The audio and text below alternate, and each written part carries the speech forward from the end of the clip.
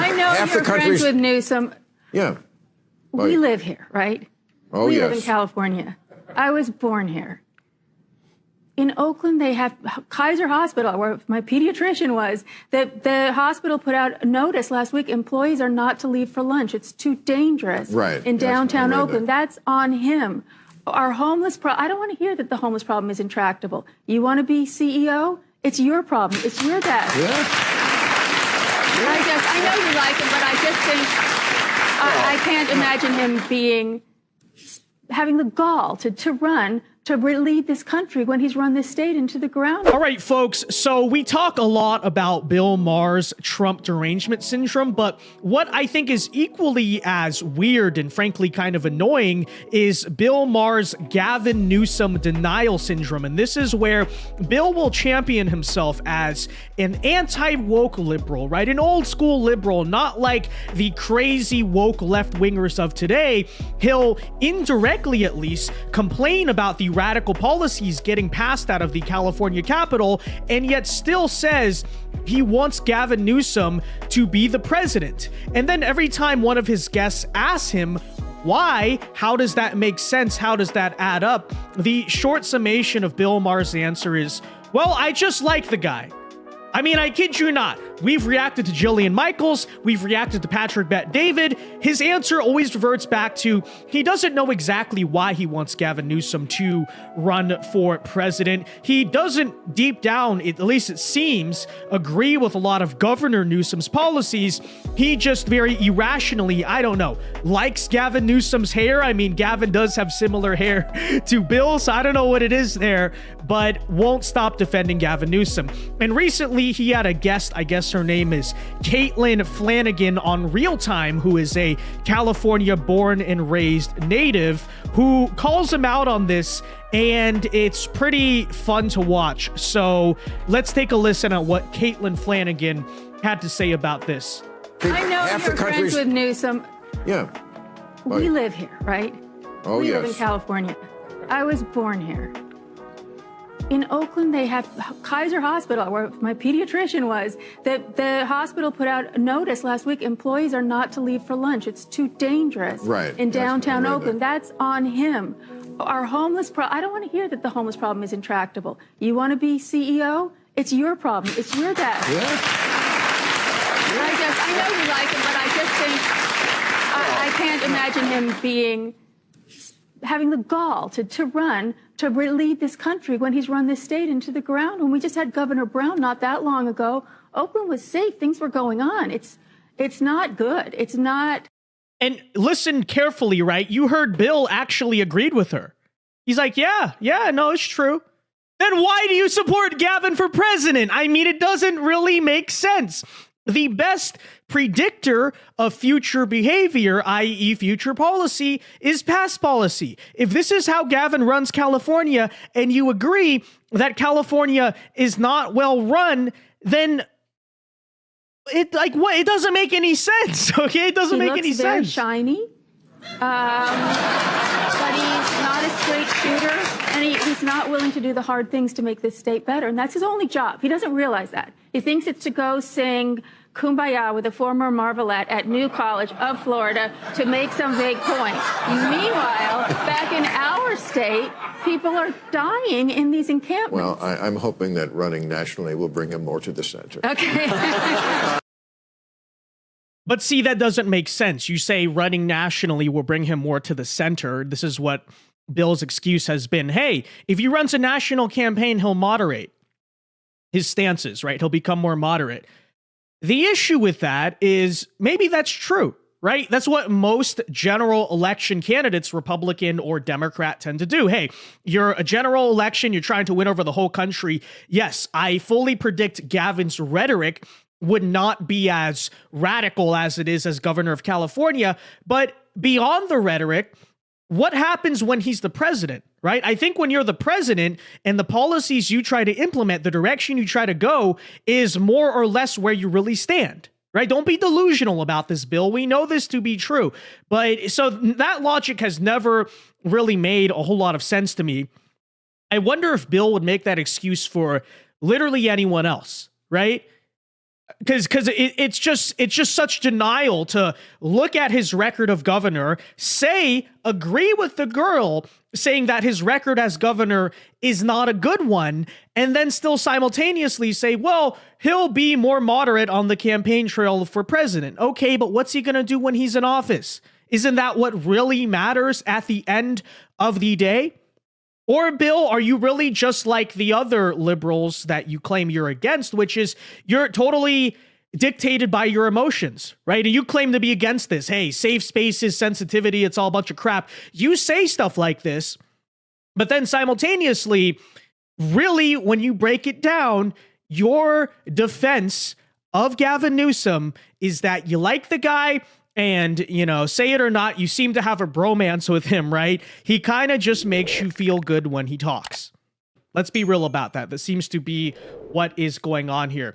And it's funny because it seems to me that everyone in Gavin Newsom's circle keeps trying to tell him this. We saw this clip. Actually, you know what? For memory's sake, let's take a trip down memory lane. We've covered these clips in some of our other videos, but let's do that, right? Let's play all the different clips where everyone and their mother keeps trying to tell Bill the same exact thing, and Bill just does not listen. Okay, actually, let's start with this. Remember the Patrick Bet David moment? I think this is so telling about the way Bill really feels about Gavin Newsom and how really, when you break it down, silly and stupid it is. Okay, take a listen. Let's flash back to this, because every time Bill is asked and grilled on this, he doesn't really have an answer that makes a whole lot of sense. All right. Do you like Newsom? How do you feel about Newsom? Had him on my show Friday. I saw that. And I first of all, I love him.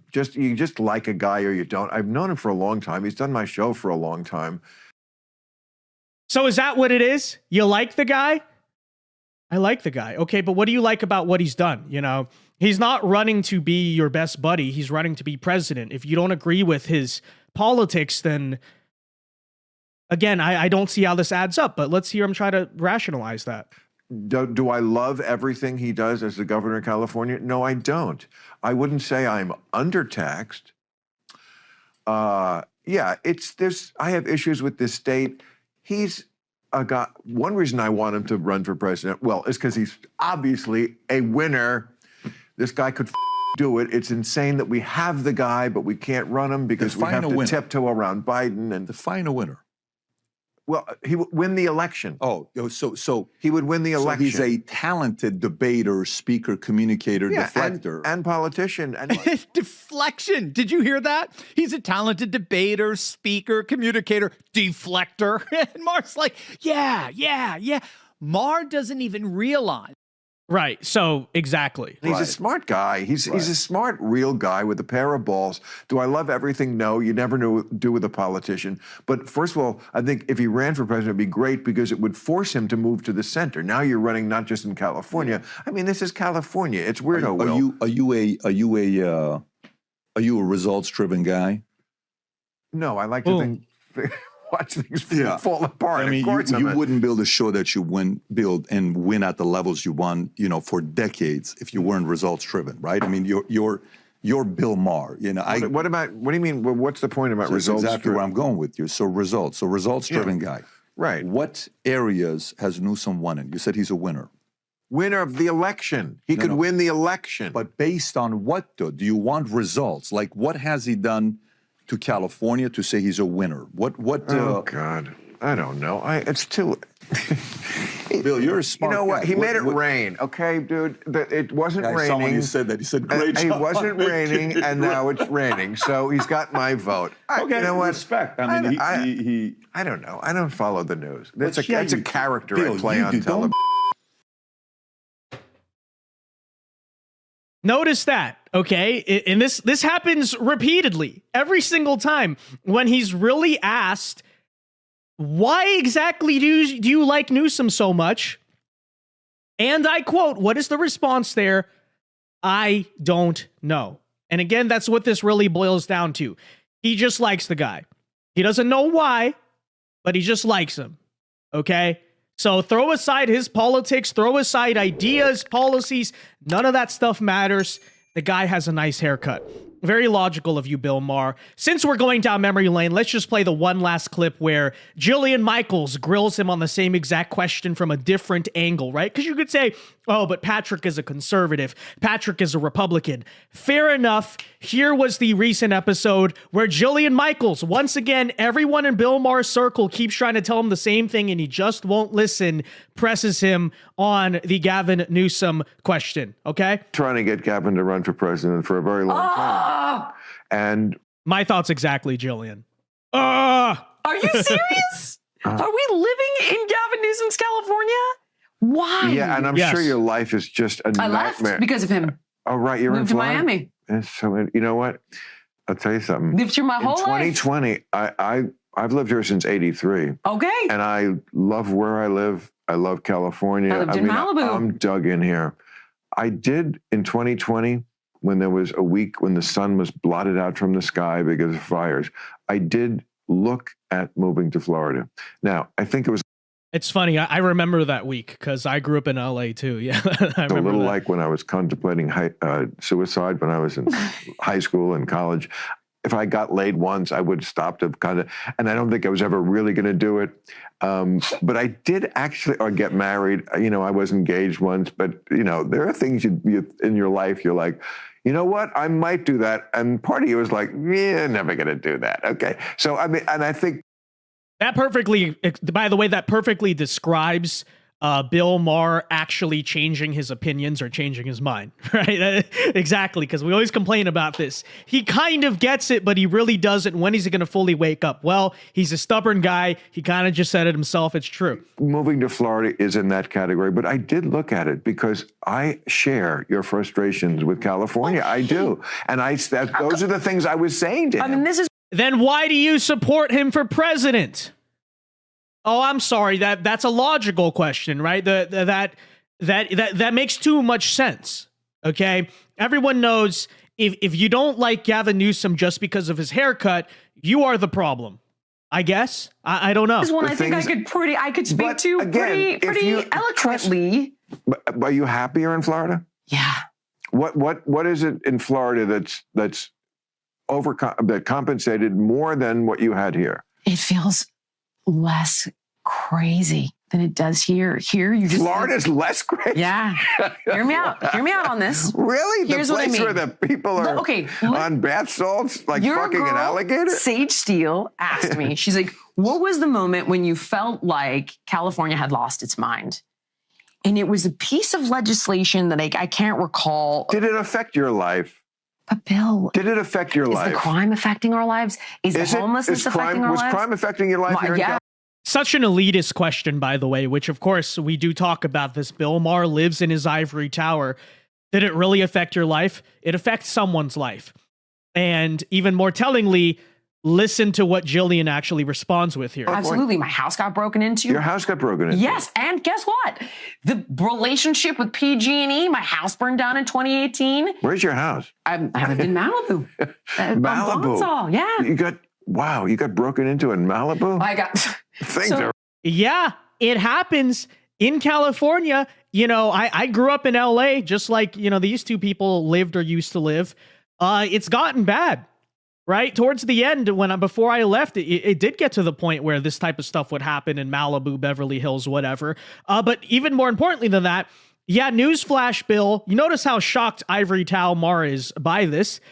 The things that go on in California affect real people because real people live in California. Okay, at least some of the time. I mean, I know a lot of them are probably like they them aliens or something, but you know, but the point still stands. Okay, real people do live in the state of California. Of course, the things you see on the news affect real people, and it's awfully elitist of Bill to deny that. But you know, of course, right? Because in order to support Gavin Newsom for president, when you have Bill Maher's viewpoint that, you know, the California is kind of crazy sometimes, it's impossible to do that while living in reality.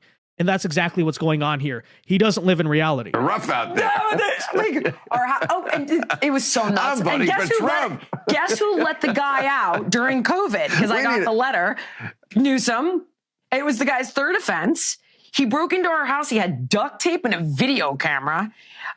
Anyway, long story, but third strike, guy goes to jail, gets let out during COVID. I mean, give me a fucking break. You're not going to hold PG&E accountable for that fire in 2018. Yeah. You're going to decriminalize everything but regulate nothing. You're prioritizing the craziest shit I've ever seen in my life. Come on. Really? Again, my thing with Gavin is, first of all, so, he goes on to say the exact same thing here. Oh, he'll moderate. Okay. Bill, can we just be logical about this for 2 seconds? Okay.